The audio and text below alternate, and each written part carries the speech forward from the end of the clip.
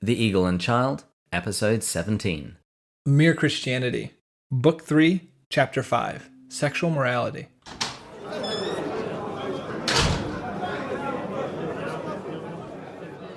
Hello, and welcome to The Eagle and Child, the hallowed pub of the Inklings. This is a podcast where each week my friend Matt and I share a beer, and we discuss the writings of the author known to the world as Clive Staples Lewis, or C.S. Lewis, or just as Jack to his friends. My name is David, and today we're talking about sexual morality. Now, part of me can't quite understand why we're talking about this, since, as every right-thinking person knows, babies are delivered by the stork. But either way, I'm still joined, as usual, by my co-host, Matt. Yeah, your co-host who's not convinced of that point yet. Hey, the movie Dumbo would not lie to me. And we've already talked about the maternity hospital by the 805. Yeah, there's a statue of a stork in the corner. These are medical people. This is science, Matt. I'm grinning right now because I haven't seen Dumbo. Oh, good grief. Okay, everyone that knows that we're keeping a track of all the movies that Matt needs to see, we're now going to be adding Dumbo to that list. Turning to Lewis. Let's just move on. Yeah, I don't know if you're more disappointed in me and believing in the stork, or I'm more disappointed in you for not having seen Dumbo. I think we both just do this podcast highly disappointed in each other, but the alcohol gets us through it. Mm-hmm. Speaking of which, today we are drinking Johnny Walker Green Label, which is probably my second favourite scotch. But before we get to that, what's our quote of the week? Today's quote comes from Surprised by Joy, which was Lewis's sort of autobiography. Joy is not a substitute for sex. Sex is very often a substitute for joy. I sometimes wonder whether all pleasures are not substitutes for joy. I thought that was perfect given we're going to be talking about sexual morality. Cheers. Cheers. Ooh, this one smells less smoky than last week's. Mm-hmm. Yes, this is certainly less smoky than the Lafroig. But still more than I'm used to. You're going to have a fully formed beard at the end of all of this. Oh, this one, it's actually lighter on the tongue, harsher on the back of your throat. Yeah, it's much more full-bodied. It's like this little atom bomb goes off in the back of your throat. That's exactly right. I love that feeling. I'm about to start drinking that. People might want to go back and listen to our earlier episode about temperance. We're doing this temperately. Temperately at 11:30 a.m., right? You don't tell them what time we're recording this. People are going to think this is late at night. Anyway, today we're talking about sex, or more specifically, the virtue of sex, which we call chastity. And probably more than anything else, this is the most misunderstood virtue. Back in episode 14, we looked at the cardinal virtues, and chastity is a virtue just like those, like fortitude or prudence. But it's the virtue that allows us to love rightly. The placement of this couldn't be more perfect either. The last chapter, we were talking about Christian morality and psychoanalysis. Big takeaway, if the listeners remember, is this idea that we have this raw material distorting our choices. Well, today we're going to talk about a very specific implementation of that. The way our sexual appetite, our sexual instinct, has been incredibly distorted by external forces to pervert, more or less, a beautiful thing. And Jack begins by making a distinction, first of all, between chastity, on the one hand, and what he calls modesty, or, I think a better term, propriety, is on the other. And this was an interesting conversation. Yeah, what I would call modesty goes a little deeper than the way that he uses the term, but when I think of propriety, I think a little bit more of cultural norms, what is accepted. He says modesty is basically this social convention. It dictates how much and which parts of the human body can be displayed, and it also tells us what subjects we're allowed to talk about and what words we can use when describing those things. Lewis says that while the rule of chastity is the same for all Christians at all times, the rule of propriety changes. I'll admit when I first read this, it took me a little while to really understand what he was getting at, but this next example made it clearer for me. He says that a girl in the Pacific Isles wearing hardly any clothes and a Victorian lady completely covered in clothes may be both equally modest, proper, or decent, according to the standards of their own society, and both, for all we could tell by their dress, might both be equally chaste or equally unchaste. So now let's look at the virtue of chastity itself. The most unpopular of all the virtues. Absolutely. I mean, the world just looks at this and just scratches its head. And it really shouldn't be. I hope when we go through this, we'll recognize that the virtue of chastity is possibly one of the most beautiful ones. And most utterly sensible. Yeah. But the whole idea of this, just to the world, seems utterly preposterous. I mean, impossible even. And in fact, I'd say a lot of people dismiss Christianity almost entirely based on the Christian sexual ethics. Or if they don't, they compartmentalize it. Mm-hmm. They literally just ignore that and then accept roughly everything else. And Lewis presents us with a choice. He says that we either have to conclude that Christianity is wrong, or that our sexual instinct, as it now currently is, that our sexual instinct has gone wrong. It's either one or the other. And he says, well, as a Christian, I clearly think that the sexual instinct's gone wrong.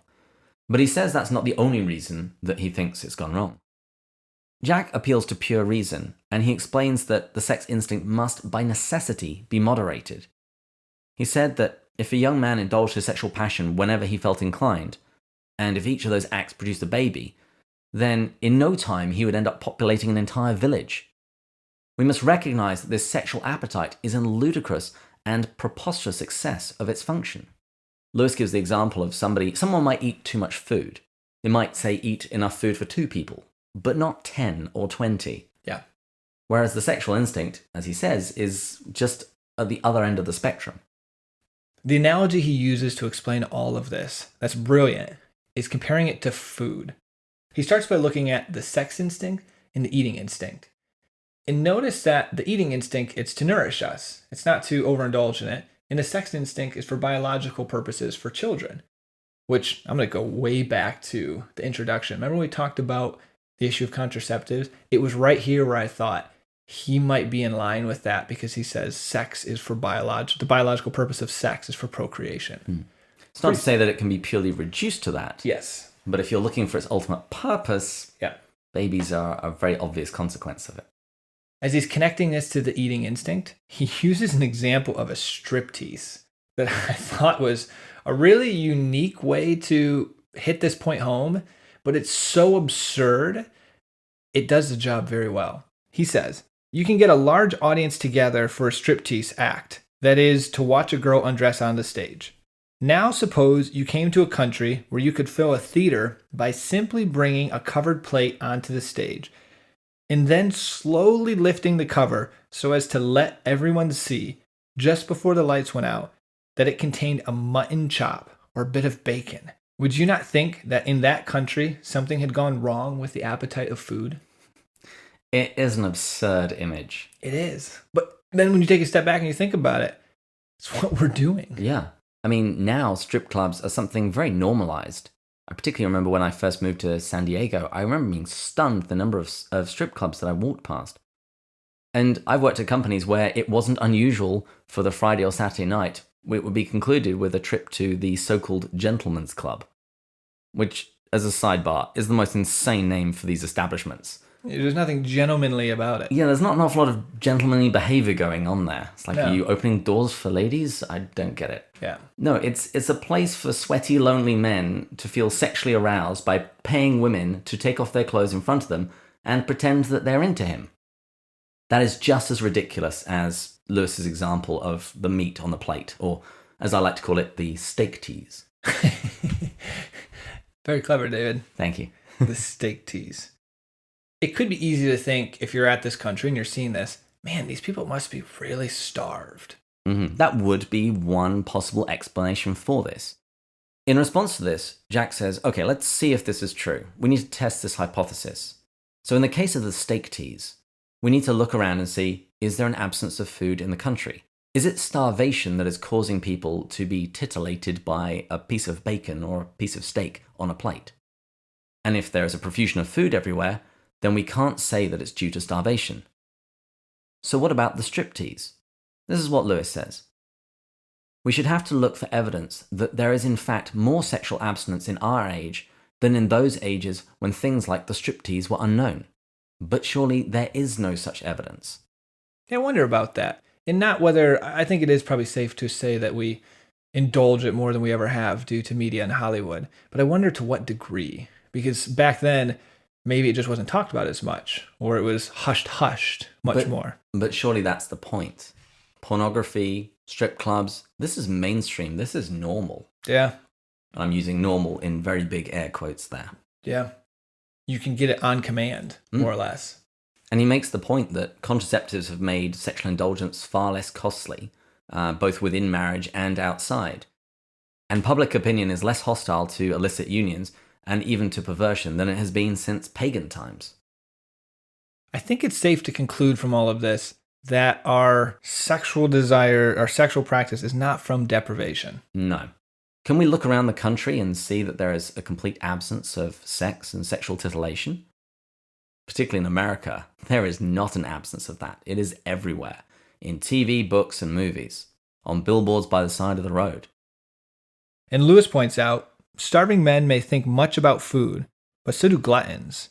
The gorged, as well as the famished, like titillations. And today, the sexual instinct is definitely not starved or oppressed. And I'd say quite opposite, in fact. We have become gluttons. So how do we get into this mess? Well, according to Lewis, it's for the last 20 years, we've been fed all day long good, solid lies about sex. And remember, he wrote this in 1943. I suggest that this has continued for the 75 years since then, and it's escalated. It's got far, far worse. The lie we've been told is this idea that sex is nothing to be ashamed of. In like every great lie, it always comes from a truth. There's a kernel in there. There's somewhere. always a kernel of truth. It's like a conspiracy theory. Every great conspiracy theory is rooted in a small truth. And that's why it's believable. Like the stork. Like, I was about ready to mechanically respond to that. Like the stork. No, not like the stork. So what is the truth here, though? Well, sex is a beautiful and healthy thing. The lie is that it's always, no matter what, whenever your desire feels it. In the right context, it's nothing to be ashamed of. But if the act itself. The act itself, correct. But some of the ways, many of the ways where it's been perverted today, we should be ashamed of. It comes back to the idea that we've addressed in previous episodes when we talk about evil isn't a thing. It's a perversion, a privation, a twisting, a seeking of something in the wrong way, at the wrong time, or to the wrong degree. A beautiful principle from St. Augustine.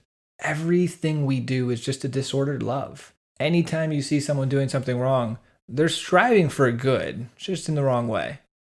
And I think the popular opinion with regards to Christianity and sex is that Christianity looks down on sex in some way.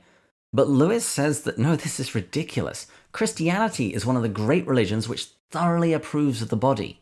And he says that Christianity has glorified marriage more than any other religion. He says virtually all of the great poetry and songs about love were written by Christians.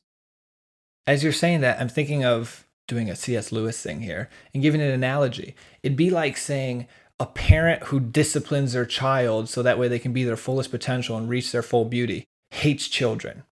It's better to be the parent that just lets them run free. That's the same thing with sex. I mean, it's because the Christian faith holds it in such a high esteem, it wants to see it at its true potential, that it has these, call them do's and don'ts maybe, or these restraints. It's because it loves it. And because it's something so powerful. Archbishop Fulton Sheen said that sex is kind of like a fire. It's wonderful when it's in the hearth, when it's in its right setting, when it's in its right place. You don't want to have that fire in the middle of your living room. Bad things happen. Anytime you start something with C.S. Lewis, I get excited, obviously. But Fulton Sheen, he's great. But Christianity, and particularly Catholicism, has so much to say on this subject. For those of you who aren't familiar with it, there's the Theology of the Body. This was the profound work of Pope St. John Paul II. Every week he would have a Wednesday audience when he would give a lecture. And he gave 129 lectures, which later became known as the Theology of the Body, as he was breaking down, looking at Genesis, Corinthians, and all the other parts of Scripture that speak about sex, nuptial union, the body, that our bodies have a theology about them. And if you recall past episodes when we spoke about Gnosticism, this is in stark contrast to that. Christianity says that the body is good, that we're made in the image and likeness of God. And that is why the body is something sacred. And that is why the sexual union is something so powerful. Well said. Lewis concludes, if anyone says that sex in itself is bad, Christianity contradicts him at once. But what Lewis would state is bad, and something we can be ashamed of, is our current sexual state, the current sexual instinct and how it's been perverted. He says, I think it is everything to be ashamed of. There's nothing to be ashamed of enjoying your food. There would be everything to be ashamed of if half the world made food the main interest of their lives and spent their time looking at the pictures of food and dribbling and smacking their lips. That's quite an image. It's quite an image. But again, going back to what we said earlier, it's absurd, but it's really not. We've done that with sex. So that's the current state of our sexual instinct. Can we be cured? In order to be cured, first we have to want to be cured. And you might be thinking, well, of course I want to be cured. Lewis points out that there's a little bit more depth to that statement, and he uses a famous Christian author, referring to St. Augustine, who during his conversion journey, if you read Confessions, was praying to God, saying, "O Lord, make me chaste." Yet his heart was always adding to the end of that statement, "But please don't do it just yet." That's the story of all of our lives. I know part of me wants to fix certain things in my life, and the other part of me is like, tomorrow. So he says that we can be cured, but that we have to want to be cured. But that even then, there are three reasons that make this desiring of chastity difficult. He says that the first is that we secretly think that it's unhealthy. The second reason is that we think it's impossible. And the final reason is that we think it's repressive. So let's look at each of those in turn. So starting with the unhealthy, Lewis says we think this because of the world, the flesh, and Satan. He points out, in the first place, our warped natures, the devils who tempted us, and all the contemporary propaganda for lust combine to make us feel that the desires we are resisting are so natural, so healthy, and so reasonable that it's almost perverse and abnormal to resist them. I hear this all the time. How often when you talk about wanting to be chaste, do people point out it's so unnatural as the argument for why it's wrong? and it stops there usually. But as we were talking about just a moment ago, most good lies are based on a little bit of truth. Yes. Because the sexual instinct is natural. What isn't natural is any sexual act. Like most good lies, it's based on a little bit of truth. The sexual act is good, it is normal, it is healthy. The lie consists in the suggestion that any sexual act to which you are tempted at the moment is also healthy and normal. We'll bring it back to C.S. Lewis's food example. Eating is a great thing. Going to McDonald's every day and indulging your appetite, overeating and eating the worst stuff in the world, no one would say that's good, even though it's a natural desire to want to eat. But there are perversions, there are issues that need to get dealt with. Bulimia, anorexia. Yeah. I seem to recall that there's some medical condition where pregnant women start gnawing on coal. Wow. I think I heard Matt Fradd mention that once. Yeah. So eating is a good thing, but that doesn't mean that all kinds of eating or not eating are good. Beyond just thinking it's unhealthy, the second thing that stops us from wanting to be cured is we think it's impossible. And if you think anything is impossible before you start, you're going to quit right away. It reminds me of a G.K. Chesterton quote. He says, "The Christian ideal has not been tried and found wanting, it has been found difficult and left untried." Oh, that's a good one. It's always nice when we can bring Chesterton into Lewis, because they're very related. Jack tries to encourage us to at least try, because in everything we do, whether it's learning to ride a bike, whether it's learning to swim, learning to climb a mountain, you have to begin by trying and believe you can. And an example when I was reading this that I thought of is a 4-minute mile. No one had broken the 4-minute mile. Then when it was broken, I want to say within a couple years, many people broke a 4-minute mile. And it's not that people just magically got faster. It's that they realized they could actually do it. And when they believe they can, they did it. Lewis also gives the example of a compulsory question in an exam. You know, if you don't even try, you're going to get no marks. But if it's a compulsory question, if you can't just skip it, it's worth you to at least give it a go. Yeah. And you might get something for it. You mentioned mountain climbing earlier. When I first moved to America, I was in Washington, D.C., and I joined a gym that had a mountain climbing wall. I had a fear of heights and didn't like that, so I decided, okay, I'm going to need to go and kick that. But they would have some staff there to belay for you, so they would make sure that you wouldn't, fall off and kill yourself. And I remember one time when I was climbing up an overhang, it was near the end of my session. I'd been climbing for like half an hour already. My arms were tired. And I called down to the guy at the floor, hey, just let me down. I'm done. You know what he said? No. He wouldn't let me down. He said, you can do this. And he just kept me there until I actually clambered over. But it took him giving me no alternative to actually finally conquer that overhang. It's important to remember in all of this, though, because we could be coming across as if we're making the point, well, you just have to will it, that we still need God's grace and God's help. And Lewis makes that very clear. And Lewis is also very realistic. He knows that this attempt to nurture the virtue of chastity, there are going to be setbacks, there are going to be failures. I remember a quote by Mike Tyson. He says, everyone has a plan until they get punched in the mouth. So what happens when we fail to live chastely? Lewis gives us very brief advice. After each failure, ask forgiveness, pick yourself up, and try again. Reminds me of Pope Francis. God never tires of forgiving us. We tire of asking for forgiveness. Exactly. And Lewis also says that very often what God first helps us towards is not the virtue itself, but just this power of always trying again. For however important chastity or courage or truthfulness or any other virtue may be, this process, this getting back up again, this process trains us in habits of the soul which are more important still. It cures our illusions about ourselves and teaches us to depend on God. And the only fatal thing to do is to sit down content with anything less than perfection. Sounds very St. Ignatius, spiritual exercises. That idea, he talks a lot about God permitting sin for 3 reasons, and one of them is to help us grow in virtue. Sometimes when we're struggling with something, and here we're talking about chastity, but I like how you pointed out courage, truthfulness, gossip could be another one. It's to help us turn to God, recognize our sinfulness, our broken nature, get rid of our pride, and develop strength. So we don't pursue chastity because we think it's unhealthy, we think it's impossible. What's the third reason? Because we think it's repressive. And I hear this one all the time. And Lewis points out the problem is we have a misunderstanding of the definition of repressive. We think repressive just means pushing something down, and therefore that makes it repressive.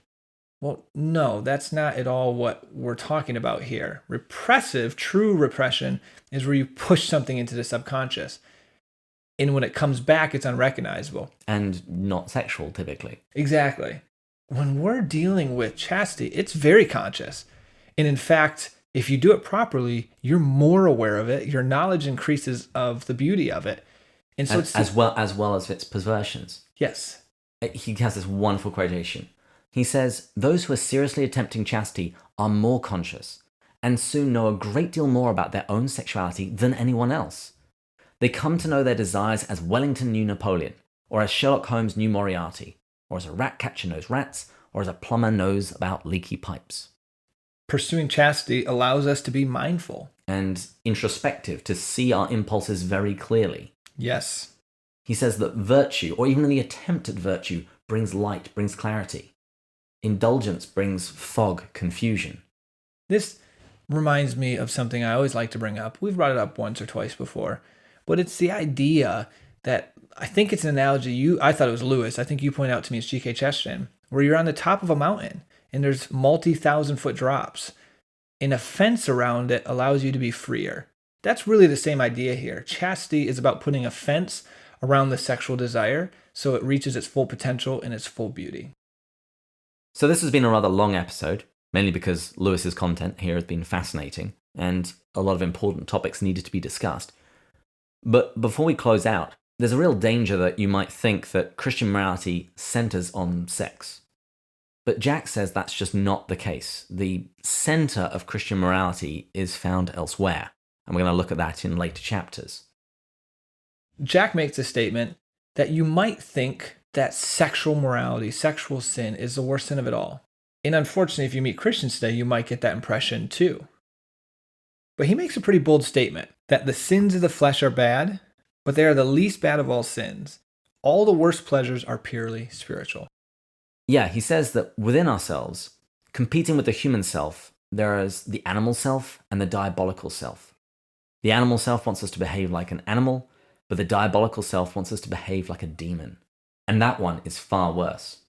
He says, this is why a cold, self-righteous prig who goes regularly to church may be far nearer to hell than a prostitute. But of course, it's better to be neither. Classic Lewis ending. And of course, it's better to be neither. Like last week, where we talked about judgment, and that really pierced me, this one did the same. So much today, Christians focus on the sins of the flesh. Which is important. And it is important, exactly. And we can't belittle it. As he says, it's better to be neither. But we also need to focus on the sins of the Spirit, especially in our own selves. I think that's a good place to stop, because next week we're going to be looking at a related topic of Christian marriage. As usual, my outline will be in the show notes. Please like, share, and subscribe. Seriously, sharing us with a friend is probably the best compliment you could ever give us. The quote of the week will be going up on Instagram shortly. You can still contact us on restlesspilgrim.net, tweet us at pintswithjack, and we'll see you next week when we'll be going further up And further in. Cheers. Cheers.